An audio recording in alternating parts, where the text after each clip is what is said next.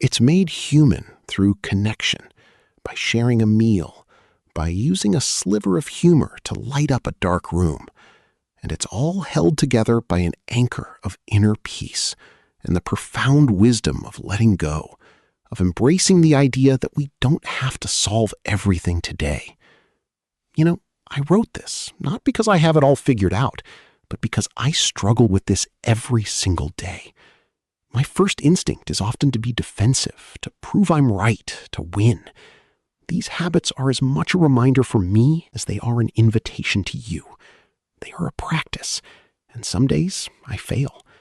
But I get up the next day and try again, because I have seen what happens when we choose this path. I've seen families heal. I've seen communities come together. I've seen sworn enemies find a sliver of common ground. It's not easy work, but it is the most important work there is. It's the work of mending our world, one conversation at a time. Your first act as a peacemaker is simply to begin. You commit without reservation to kindness, to respect, to compassion. You commit to understanding. That is your true north. Let go of the need to have the last word. Let go of the pressure to fix everything right now. Embrace the quiet wisdom of uncertainty. Stay open to new ideas. And in all your interactions, in every conversation, always, always lead with compassion. We've covered a lot of ground. 10 habits that I promise you can change the way you interact with the world. It starts with humility, that embarrassing hair remover moment of realizing you don't know it all. It's fueled by a desire for real learning, not just ammunition for arguments. It's built on a bridge of assuming the best about others and having the discipline to not feed their fears. It's stress-tested by actively hunting for the arguments that challenge you and having the courage to change your mind. But a peacemaker understands that in life's most complex challenges, in our politics, in our relationships, in our communities, certainty can be a trap. It can blind us to better solutions, to unseen dangers, and to the humanity of those who disagree with us. Becoming comfortable with uncertainty, with not having all the answers, is a kind of superpower. It allows you to stay open. It allows you to keep listening. It creates space for doubt, which is the fertile ground where learning and growth happen. You don't have to solve every problem in one conversation. In fact, you probably can't. A peacemaker knows that progress often comes in small, halting steps, and that's okay. You can end a conversation without a resolution, trusting that a seed of understanding has been planted. Now, while embracing uncertainty about complex solutions is valuable, there are some things a peacemaker is absolutely certain about. You are certain about how you treat other people. He was wearing his swimsuit, and he was carrying a very long extension cord. His plan, he explained, was brilliant. He had a pool float with a slow leak, so he was going to take the electric air blower, the one you plug into the wall, out onto the float with him in the pool. That way he could keep inflating it whenever it started to get soft. He had come up with a solution. He was certain it was a great idea. He hadn't considered, of course, the potentially lethal combination of electricity and water. I intervened, quickly and calmly, and we had a little talk about physics. My son's certainty was blinding him to the danger. And this introduces the 10th and final habit of a peacemaker. Embrace the discomfort of non-closure. We're wired to want answers. We crave certainty. We want to solve the problem, close the case, and know without a doubt that we are right. Make time for things that quiet your soul. Journaling is a proven way to process your thoughts and reduce stress. Reading, real reading, from a book, not a screen, can lower your heart rate and improve your mental well-being. Even small, consistent efforts can build a powerful reservoir of inner peace. And please, when life becomes overwhelming, do not hesitate to seek professional help. Talking to a therapist or a counselor is a sign of strength, not weakness. Inner peace doesn't just happen by accident. It is something you must build, protect, and sustain every single day. By developing these habits, you are not just helping yourself. You are becoming a non-anxious presence that can bring calm and healing to every room you enter. Chapter 8. The title of this chapter is The Higher Art. Embrace the discomfort of non-closure. One summer afternoon, my 10-year-old son walked out of the garage and into the backyard. Their inner peace in the face of absolute disaster allowed them to act with breathtaking clarity and compassion. Their story reveals the ninth and perhaps most personal habit of a peacemaker. Seek inner peace. You cannot give what you do not have. You cannot bring calm to a tense situation if you are churning with anxiety and anger on the inside. Peace in our conversations begins with peace in our own hearts. This isn't a luxury. It's the anchor that holds you steady in the storm. How do you cultivate this? It requires intentional effort. You can start with simple mindfulness techniques, meditation, intentional breathing.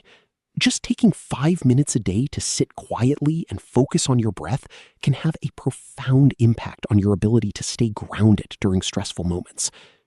If you are a person of faith, you can integrate spiritual practices into your life. Prayer, worship, studying sacred texts. These can be powerful sources of calm and focus. Knowing when to use a sliver of humor and when to just be quiet and listen can make all the difference in the world. Chapter 7. The title of this chapter is The Anchor. Seek Inner Peace. February 3rd, 1943. In the frigid waters south of Greenland, a Nazi torpedo slammed into the side of the troop carrier Dorchester. Over 900 American soldiers were on board. Chaos erupted. The ship was sinking fast. Men were being sucked into the black, icy ocean. Others were scrambling for lifeboats in the dark. It was a scene of pure terror. But amid the chaos, 4 men remained calm. They were the ship's chaplains, a Methodist minister, a Dutch Reformed minister, a Catholic priest, and a rabbi. They moved through the panicked crowd, guiding soldiers to safety, calming fears. When the life jackets ran out, they gave away their own. The 4 chaplains went down with the ship, linked arm in arm, praying. With one perfectly timed joke, Reagan diffused the tension, answered the question, and created one of the most memorable moments in debate history. That is the power of humor. It can break down walls and build rapport like nothing else. But you have to use it wisely. There are different types. There's aggressive humor, teasing or mockery, which can be funny among close friends, but is dangerous in a tense conversation. There's relatable humor, joking about shared experiences, like bad traffic or raising kids, which helps people feel connected. There's self-deprecating humor, where you gently poke fun at yourself, which can make you seem more human and approachable, though it can backfire if you overdo it. The key is to pay attention. A peacemaker watches for cues. Are people smiling? Are they leaning in? Or are they looking uncomfortable? If your humor isn't landing, or if the room just feels too tense, you adjust immediately.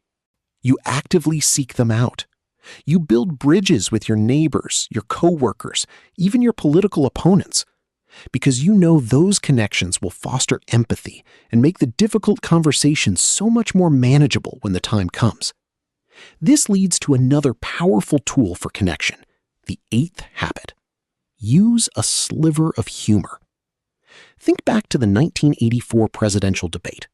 Ronald Reagan, who was 73 at the time, was asked by a moderator if his age would be a hindrance to leading the country. It was a tough, legitimate question.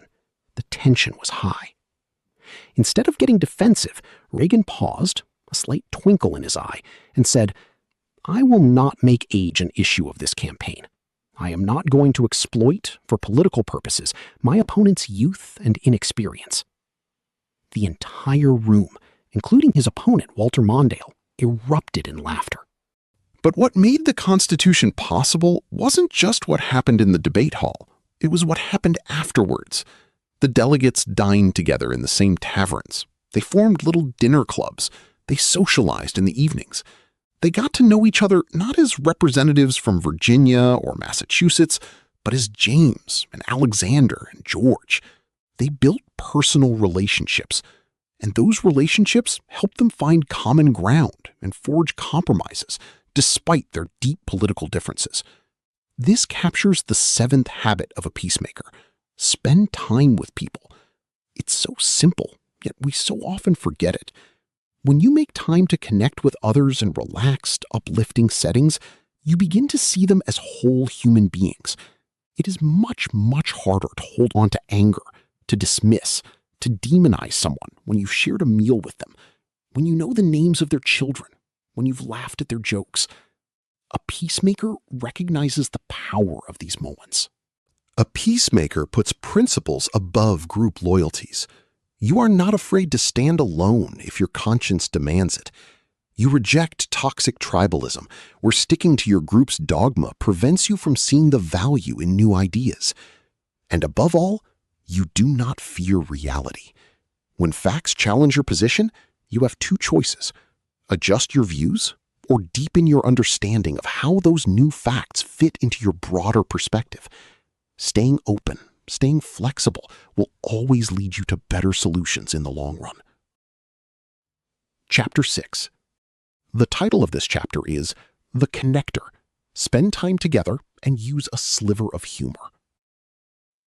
In the summer of 1787, when the delegates gathered to draft the United States Constitution, they were a deeply divided group.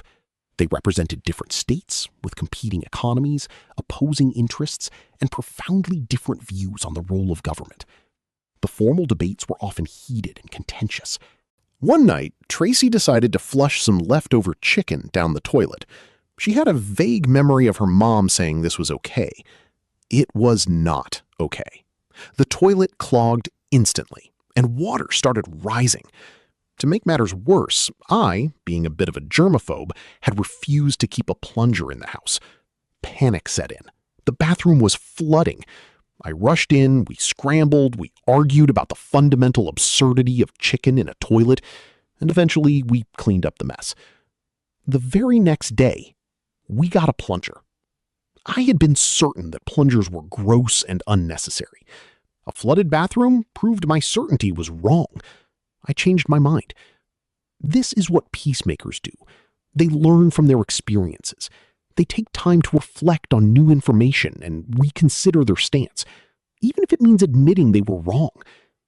Being willing to change your mind isn't a sign of weakness. It's a sign of profound strength and intellectual integrity. Understanding the best arguments against your view helps you see those costs clearly, allowing you to refine your position or even change it. So don't avoid the discomfort. Run toward it. When you are faced with a weak argument, don't just dismiss it. That's too easy. A peacemaker does the work of reframing it into its strongest possible form before responding. This ensures you're engaging with a substantive idea, not a straw man. It also shows incredible respect to the person you're talking to. Stay focused on the central issue. People will often try to sidetrack a conversation by bringing up facts that are true but irrelevant. Don't let them. Gently guide the conversation back to the core argument. And when you hear slogans, dig deeper. Ask what sophisticated reasoning is hiding behind that simplistic phrase. This leads directly to the next habit, the sixth habit. Be open to change. Early in our marriage, my wife Tracy and I learned this lesson the hard way. When someone asked him why he did this, His answer was simple and profound. He said, "Because that's where I can find the best conservative arguments." Christopher isn't trying to enrage himself. He's making himself smarter. He's strengthening his own thinking by engaging with the strongest, most intelligent version of the opposing view. He exemplifies the fifth habit of a peacemaker: hunt for the best argument against you. This feels counterintuitive. Our natural impulse is to surround ourselves with agreement, to seek out weak, flimsy arguments against us that are easy to knock down. A peacemaker does the opposite. You actively seek out the most challenging perspectives, especially if they make you uncomfortable.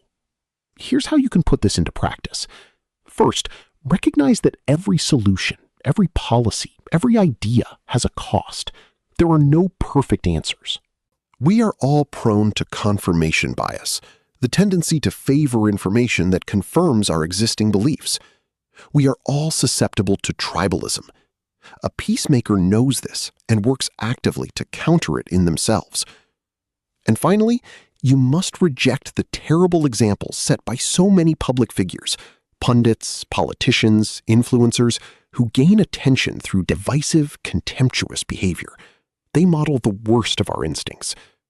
A peacemaker chooses a different path, a path of selfless love and respect for others in every single interaction. You become the fire extinguisher, not the gasoline. End of chapter. Pause 3 seconds.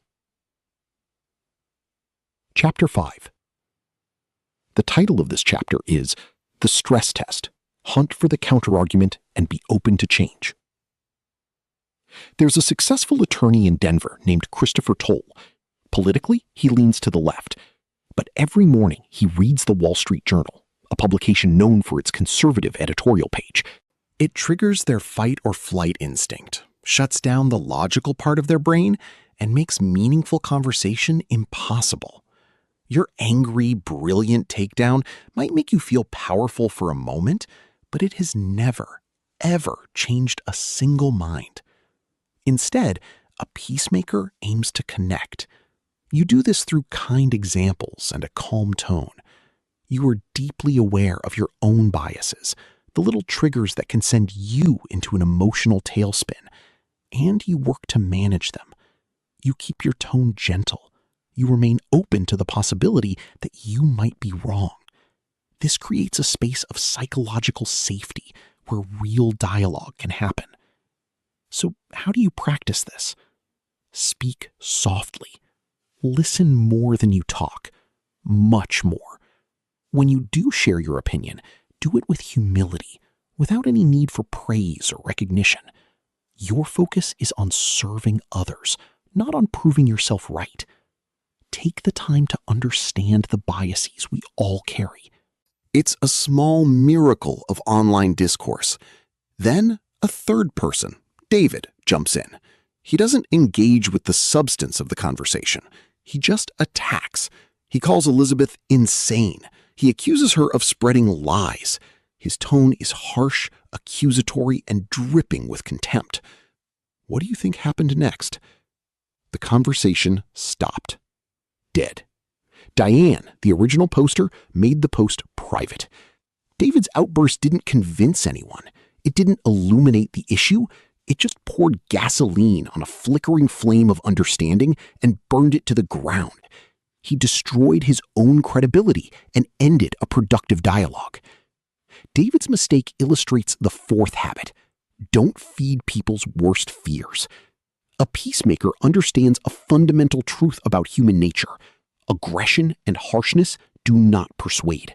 They only activate the other person's fear response. You can preserve the relationship, which is almost always more important than winning a single argument. Finally, and this might be the hardest part, you must practice forgiveness. Forgive the major wrongs, yes, but also forgive the minor slights that happen every day. The thoughtless comment, the unfair assumption. Forgiveness isn't about letting the other person off the hook. It's about freeing yourself from the poison of resentment so you can engage with the world with a calm and open heart. End of chapter. Pause 3 seconds. Chapter 4. The title of this chapter is The Fire Extinguisher. Don't feed people's worst fears. Imagine a conversation unfolding on Facebook. Two women, Elizabeth and Diane, are having a surprisingly respectful discussion about immigration laws. Elizabeth is asking sincere questions about crime rates, and Diane is offering thoughtful, data-driven responses. They don't agree on everything, but they're listening to each other.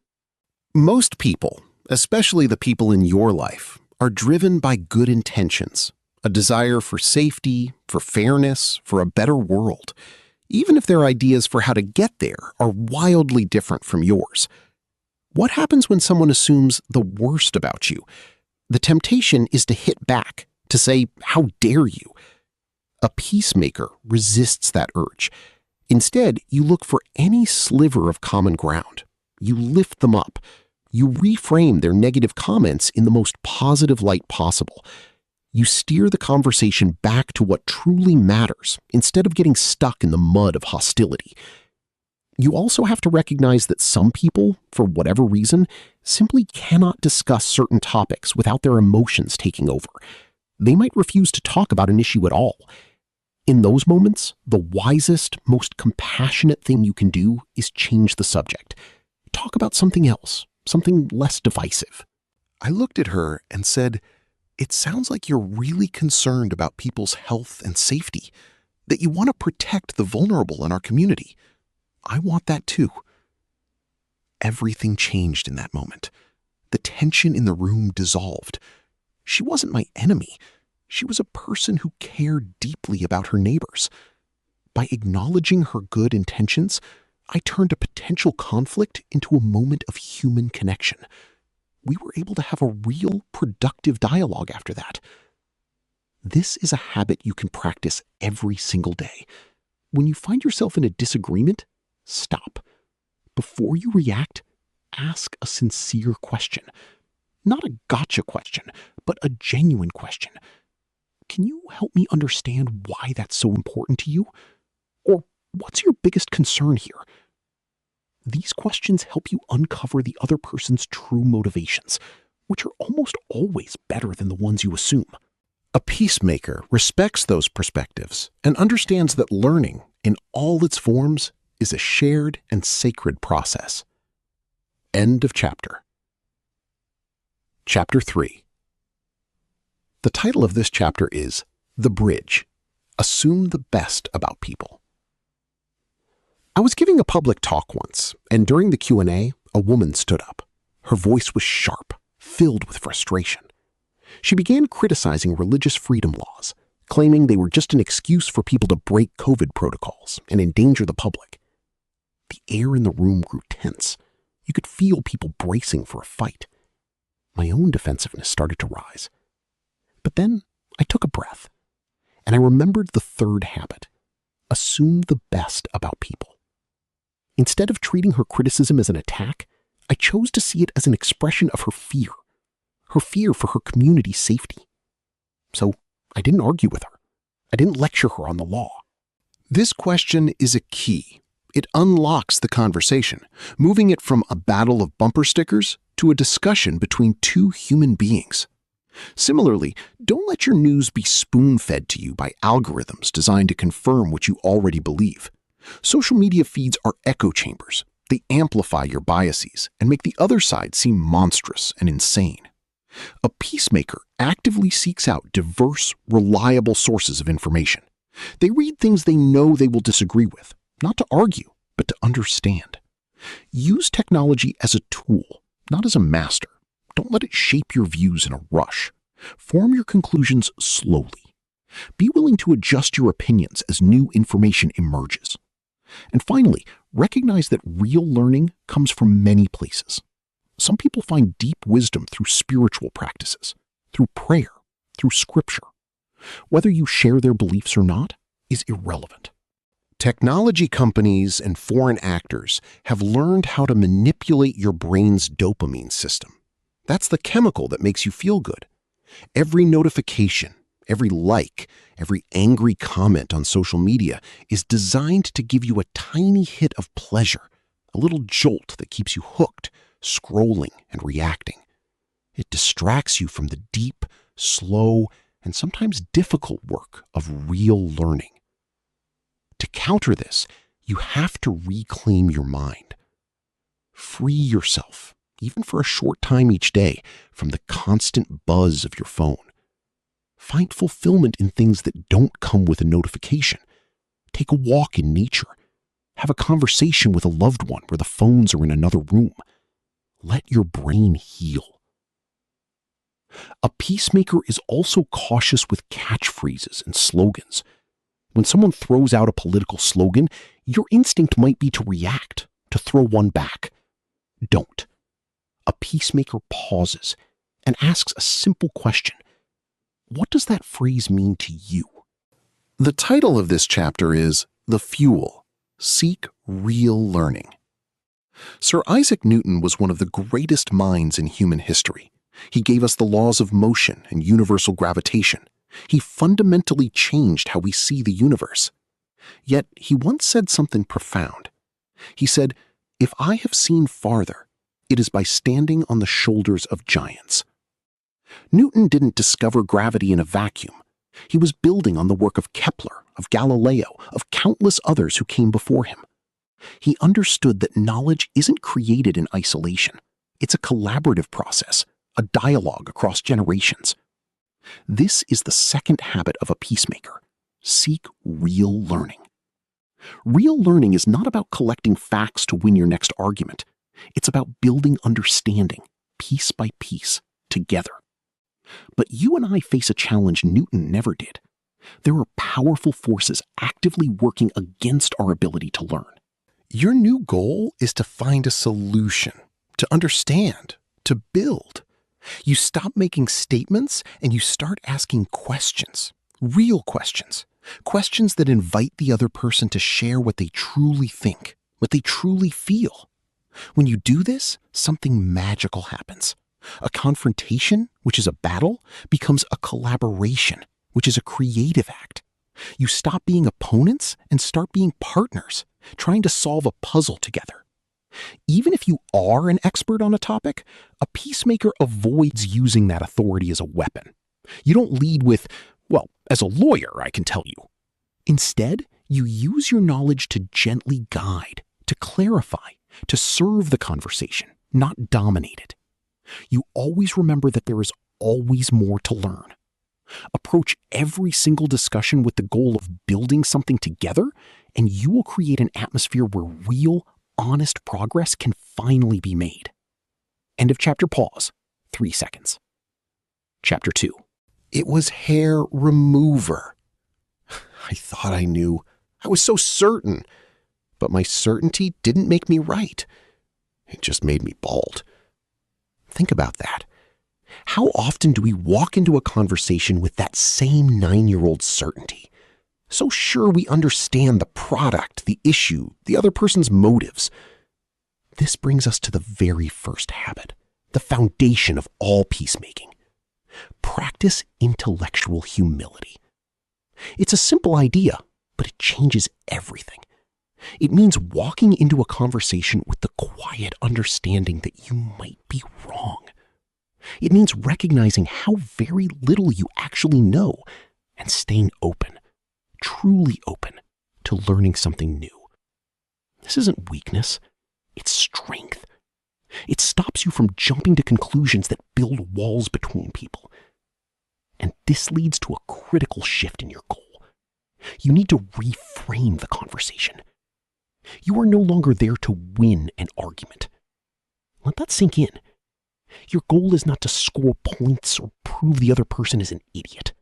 A set of habits that can transform conflict into connection. These are the habits of a peacemaker, and they are skills you can learn right now.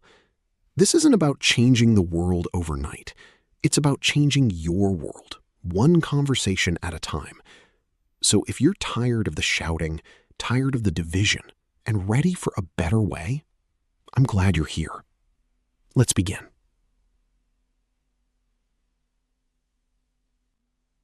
Chapter 1. The title of this chapter is The foundation. Practice intellectual humility.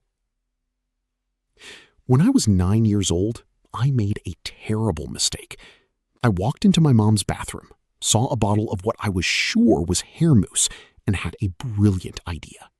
I was going to give myself the most stylish, most sophisticated hairdo a 9-year-old had ever seen. I lathered the stuff on, feeling very confident, very proud of myself. I styled it perfectly.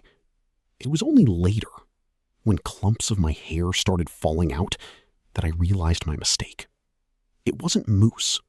Have you ever walked away from a conversation replaying every word, feeling that hot sting of regret, wishing you had said something different, or maybe wishing you hadn't said anything at all? We've all been there, trapped in a pointless argument that goes nowhere, feeling more distant from the person we're talking to, whether it's a loved one across the dinner table or a stranger on the internet. We are told to stand our ground, to win the debate, to never back down. But what if that's the wrong goal entirely? My name is Stephen T. Collis. I'm a law professor, and I spend my days discussing the most volatile topics imaginable: free speech, religious freedom, human rights. I talk with diplomats, with religious leaders, with students who hold passionate, conflicting beliefs. And almost never does it turn into a fight. People ask me how. The secret isn't a clever debate trick. It's not about having the perfect comeback. It's a different way of being.